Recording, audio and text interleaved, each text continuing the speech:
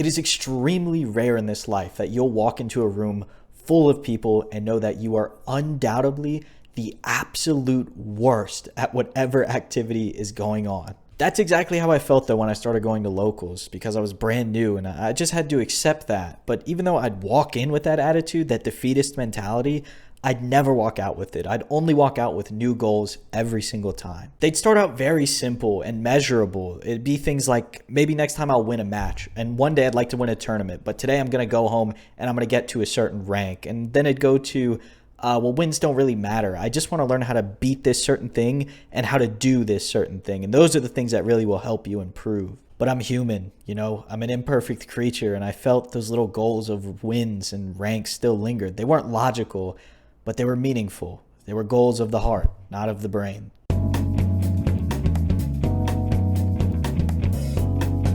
Now, there's two real goals that stuck with me. And lucky for me, these goals can kind of be a consequence of each other. You see, I'd love to win a tournament. I'd love to win something. But to do that, you have to play a lot, which happens to coincide with my second goal. While I'd love to say that I want to shoot for the stars and aim for Warlord, the highest rank in the game at 300,000 LP, I just don't think that's realistic. The time you'd have to invest is just astounding. My goal is much more modest than that. This purple little badge is what I'm chasing. You're probably wondering, what gives? Why would you aim for a goal that's not the highest possible thing you could reach? And there's a little bit of a story behind it. You see, what a lot of people won't tell you is that most of your accomplishments won't happen here.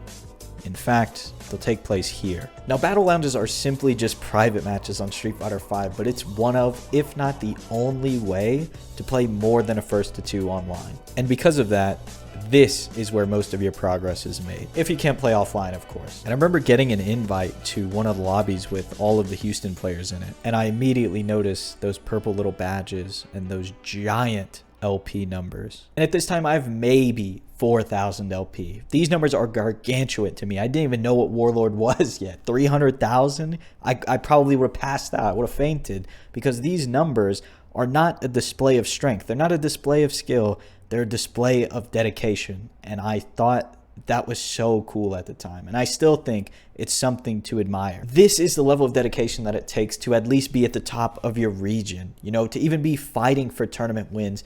This is the level of dedication it takes. That's what those purple little badges tell me. They're not a measure of skill. It's not a measure of self-worth. Those things shouldn't even be in the same conversation. But what it can tell us is how much you care, how much you love this game. Because when I see somebody with 100,000 points, I can just imagine how many times they've queued up and dealt with lag, and they've queued up and they've dealt with bad matchups, and they've played this roller coaster of emotions that we have when we play online fighting games, and they persevered. For better or for worse, they persevered, and they continued to play this game that we all love so much.